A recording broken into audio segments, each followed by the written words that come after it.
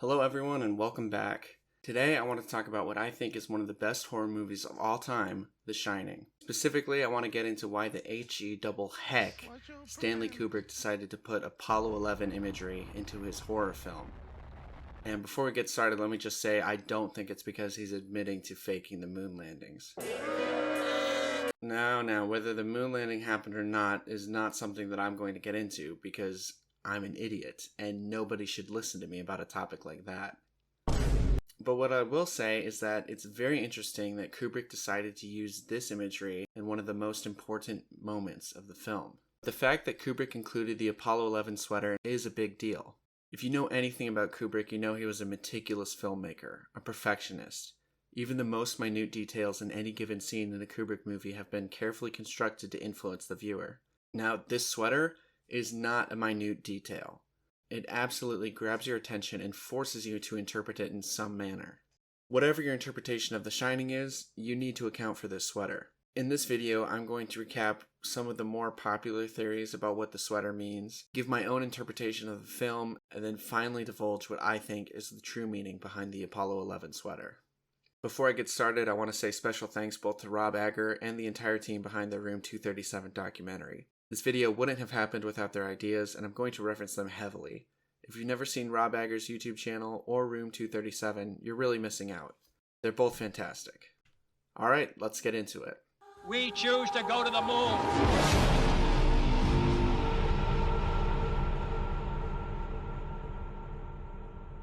There's a big crazy conspiracy about The Shining that inside of it is all sorts of information that it relates to the moon landing. Yeah. This conspiracy theory about him directing the moon landing was that he was doing it at the same time he was doing 2001. So because he was faking this space movie, 2001: A Space Odyssey, that they used him to fake the moon landing footage. The strongest evidence for this theory is that Danny is playing on the hexagonal pattern, which does look like a launch pad, while he's wearing the Apollo 11 sweater, and then the tennis ball rolls straight up to him. In the cut, the road to the launch pad is closed off, almost like the closing of the rocket's airlocks. Danny lifts off and walks slowly towards room 237, eventually going inside. If you pay attention to how he stands up, it is very clear that Danny Lloyd, the actor that plays Danny, was directed to stand up in an unnatural way in order to keep the rocket on his chest as straight as possible. If you try to stand up from your knees, it is more common and more comfortable to bend over and put an arm down on the ground, both for stability and to take the weight off of your knees. Instead, Danny keeps his back straight and slowly moves to one knee, standing up in a way that keeps his spine as straight and as visible as possible. Now, a kid's kneecaps start to develop bone anywhere between 2 and 6 years old, and Danny Lloyd was 6 during the filming of The Shining, so it could be that it was actually comfortable for him to stand up this way, but if he has knee bones, this is not the most comfortable way to stand up. Then Danny goes into room 237 and something horrible befalls him there. Now, as Rob Agger points out in his Moon Theory debunking video, room 237 is probably not symbolic of a moon room, where Stanley Kubrick was paid by the US government to fake the footage of the moon landing. The moon is not 237,000 miles away from the Earth, it's more like 239,000 miles away on average, and the letters on the key don't only spell out moon and room. They also spell out a number of other words. However, there are many other aspects to the moon landing theory that Agger doesn't get into, and I think it would be good to address them here and point out why they don't actually stand up to criticism. In his documentary Kubrick's Odyssey, Jay Weidner alleges that The Shining is a confession about Kubrick's faking of the moon landing footage. And the way you can determine this is by analyzing the parts of the movie where Kubrick departs from Stephen King's original novel. In Weidner's interpretation of the film, both Jack Torrance and his son Danny are two different aspects of Stanley Kubrick. One being his adult, business-savvy, money-making side, concerned with becoming a great filmmaker and part of the elite, and the other being the creative child, the artist whose innocent and creative vision are tarnished by being forced to work in 237, the moon room.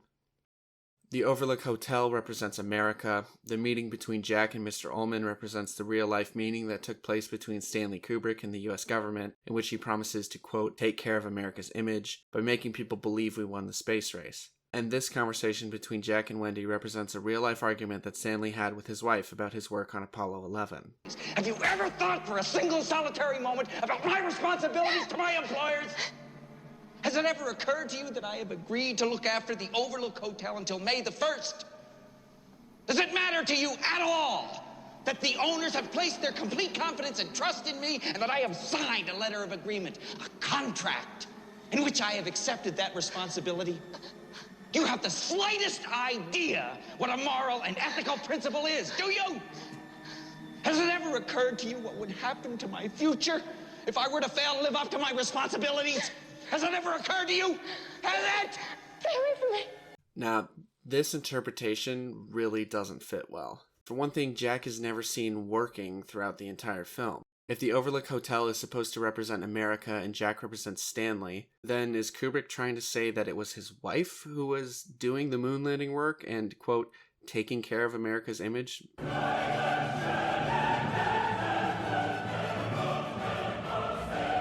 Jack is never seen doing any of his actual job in the hotel a single time. We know that all of Jack's time at the typewriter cannot represent his working on the moon landing either, both functionally, as Rob Agger points out, but also thematically. The reason why Wendy is so horrified at the realization that Jack has done nothing but type the same sentence over and over is because, for months now, she has been doing all of the work of actually taking care of the hotel. The horror is in both the realization that Jack has gone insane and in the realization of how deeply he has betrayed her. He's betrayed her time, he's betrayed her work, and he's totally taken advantage of her just to do nothing. None of that makes sense in the context of Stanley's wife supposedly being upset at him for faking the moon landing, because that would take a ton of work. Furthermore, at the end of the movie, it is Danny who should die, not Jack. At least, if the theme is that Danny is the childlike, artistic side of Stanley Kubrick, then thematically speaking, that's the side that should die. You could even include scenes of Danny's ghost haunting Jack just as Kubrick was supposedly still haunted by his own actions in deceiving the nation. It doesn't matter that this seriously deviates from the original book. As Widener correctly points out, Kubrick makes it clear that he has hijacked Stephen King's story vehicle and taken the novel for his own purposes, both by changing the color of the Torrance's red bug to yellow and by showing a car crash in which a red bug has been flipped. And what Kubrick is saying in that scene is a big F-U to Stephen King. He's saying, this is my vehicle, I have wrecked your vehicle, and everybody in the world can see it. As for Jack's yelling at Wendy about contracts and his employers, does it make more sense that this is verbatim words that Stanley Kubrick has said to his wife? Or that Jack is a self-aggrandizing egomaniac who will literally put his family in danger just to have an ounce of status?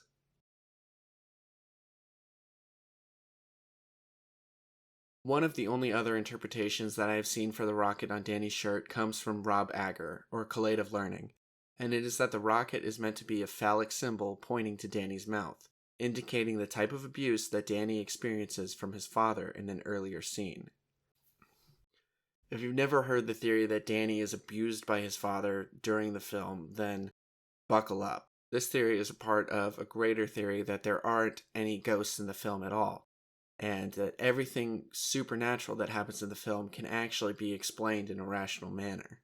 In my opinion, the no ghost theory is the most terrifying and unnerving interpretation. It robs the viewer of any easy explanation of the evil that occurs. Morally, it's actually kind of a crutch to be able to explain away the evil things that occur in the film as the actions of ghosts or cruel apparitions, because then we don't really have to deal with them. When a child is harmed by his own father, however, how do you explain that? Was the father always evil? Or did he only let evil get the better of himself for a moment? Can he be redeemed? Should he be allowed to be redeemed? These are all questions that pop up when you can't just say that bad things happened because there are bad ghosts in the movie and ghosts are bad.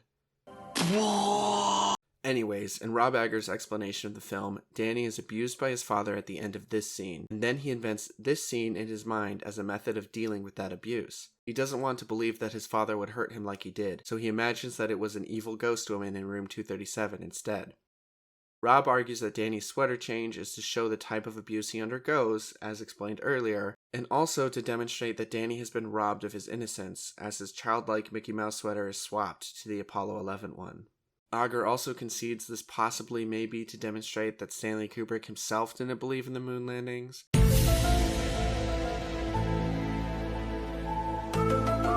and could be using the sweater to equate them to a child's fantasy, citing other moon landing imagery that Kubrick hides in his other films, although he doesn't really argue this, he just says it could be a possibility.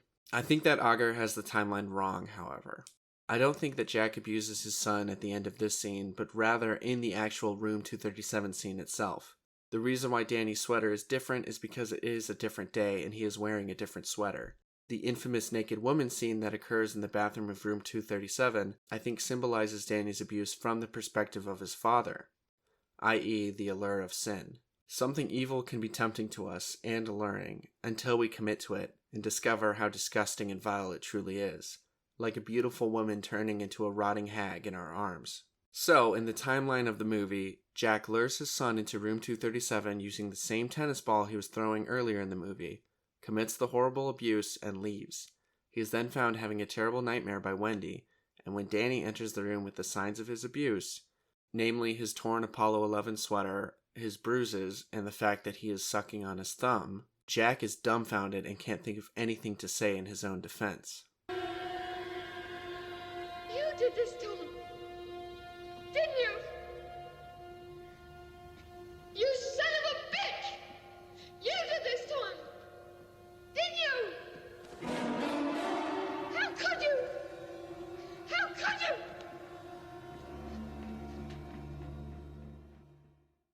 There are a lot of themes running throughout The Shining, and myriads of theories about the meaning of the movie. It almost seems like The Shining is a mirror, showing each person that views it something different. Speaking of mirrors, the movie is littered with them.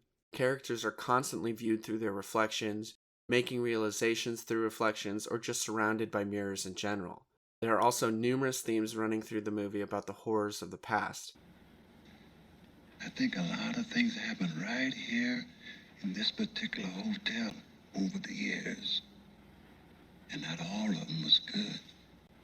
Whether it's the genocide of the American Indians, the heavy racism of the 19th century elites, or the fraudulent unpegging of the dollar from the gold standard. No charge, dear Mr. Torrance. No charge? Your money's no good here. Yes, there is actually a ton of credible evidence to suggest that Stanley Kubrick wove a theme about monetary policy in the early 1900s into his horror film, which is just another reason to love him in my book. Turns out the real horror movie was the central banking we created along the way, am I right? So the two themes of mirrors and the horrors of the past seem to point to an obvious connection. Look in the mirror and see the past. If you think about it, in order to escape their situation, the Torrances need to acknowledge the past, look hard into it, and learn from it. Even the idea that Jack is going to hurt his family is something that happened in the past. Had Wendy looked into the past and seen that Jack is abusive instead of shrugging it off and saying he was drinking then and he's different now, things could have been different. Nowhere is this displayed better than when Danny lures his father into the hedge maze. At this point, Jack has gone entirely insane and is actively trying to kill Danny and his mother. Danny runs into the maze, which he has memorized so that he can get directly to the center without going down a wrong path once. Had he done so, he would have been cornered and killed by Jack. This is explicitly shown earlier in the movie when Wendy and Danny are exploring the hedge maze and constantly running into dead ends. Once he gets to the center, Danny carefully walks back through his own tracks in the snow, jumps off the path, and covers up his tracks. Going back to the mirror theme, the way Danny escapes is by walking backwards. He finds his way out by moving backwards through the past. Jack is a character that fails to do this. Throughout the entire story, the film is basically begging Jack to look in the mirror, acknowledge what he is, what he has allowed himself to become, and change. As other analyses of the movie have pointed out, Jack never sees the ghosts of the past without the presence of mirrors, implying that in all these scenes, he is simply interacting with himself or his conscience. Danny doesn't need a mirror to look into the past. Because he shines, he can see the past and its consequences in the present. Jack, however, refuses to acknowledge and learn from his evil in the past. He can't allow himself to be the villain in his own story and try to change.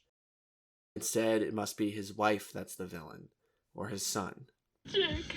Wendy, I have let you fuck up my life so far, but I am not gonna let you fuck this up.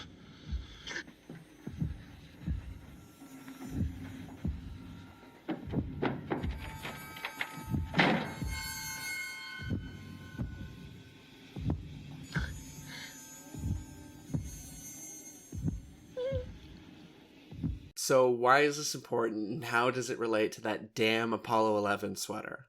Well, there's another way to view the dynamic between Jack, Wendy, and Danny, and I think it ties everything together really nicely and finally makes sense of the sweater. And that is to view the characters through a generational lens. Jack is a stand-in for the elites of America. They have been handed the Overlook Hotel, bloody history and all, and instead of looking in the mirror and changing who they are for the better, they find new ways to engage in the same bloodiness. What's worst of all is that, like Jack, a talentless writer with delusions of grandeur, the elites that the country has now are not even impressive. But I'm trying to figure out how we get them to have Pokemon go to the polls. This was true in Stanley Kubrick's day, and how much more so is it true now? Election in 2024. Well, I'll either be rolling an egg or being the guy who's pushing them out. Come on. Wendy represents the working class, the people who actually produce things and take care of the country, jeered at by the elites and in a sort of semi-Stockholm Syndrome relationship with them at the same time. Danny represents the new generation of Americans, the ones that Kubrick is trying to tell the only way you can save this country is by acknowledging the past and working to change where you went wrong. Not things that anyone can notice, but things that people who shine can see. You have to look in the mirror. And for the love of God, you have to get back on the gold standard. You can see this theme if you pay attention to how much dialogue is in the movie about American elites. We had 4 presidents who stayed here. Lots of movie stars. Royalty? All the best people. How Jack wants nothing more than to be a part of the thriftless waste of American high society. And even the picture of Jack at the end, which as Rob Agger pointed out, contains lookalikes from many members of the Wilson administration and even the first chairman of the Federal Reserve. Stanley Kubrick worked on The Shining in 1979, 10 years after the Apollo 11 moon landing footage was shown to the public. And during that time, the idea that the moon landings were faked was already circulating in American society. Of course, most people didn't think they were fake, but just like with any rumor, the existence of the rumor is enough to tarnish the thing itself, at least a little bit. Now, I myself believe that we went to the moon, but when people don't believe, I really don't blame them. All I can say is that through studying history, I know that the US government has done horrible things, even very recently, in order to protect its global hegemony. It has lied repeatedly to its own citizens many, many times. The Shining is a movie about the horrors and stupidity of American elites. Not unlike Kubrick's earlier film Dr. Strangelove or his later work, Eyes Wide Shut. Stanley Kubrick included this Apollo 11 sweater, which is ripped and tarnished after Danny is abused by his father's hand, to show what the elites have done to the American people. Through their own actions, they have robbed Americans of innocently enjoying the greatest technological accomplishment in the history of recorded civilization. I mean, if you think about it, the fact that anyone even questions whether or not the United States government actually put a man on the moon is a tragedy, especially if they did. On the other hand, we cannot trust the elites in so many other ways that I don't blame people at all who doubt whether they should trust them in this. Unless someone devotes his or her life to becoming an expert on space and aeronautics and literally rocket science, he or she can't be 100% sure that the US government wasn't simply lying once again in order to get ahead of the Russians. Not without just taking someone's word for it. So, in recap, what is the point of the sweater? Well, it's to show that the actions of America's own elites have led to its discredibility. And if American elites were better and more trustworthy, there really wouldn't be any reason to question whether or not the moon landing happened. Because when you ask the question, would they really lie to us about something like that? Dad? What? You would never hurt Mom or me, would you?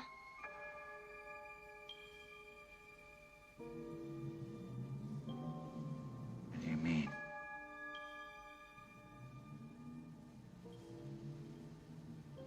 Did your mother ever say that to you? That I would hurt you? No, Dad. you sure? Yes, Dad.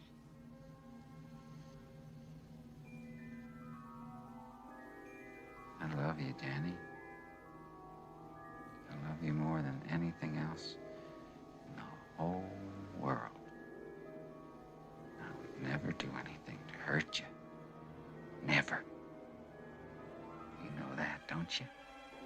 Hmm? Yes, Dad. Good.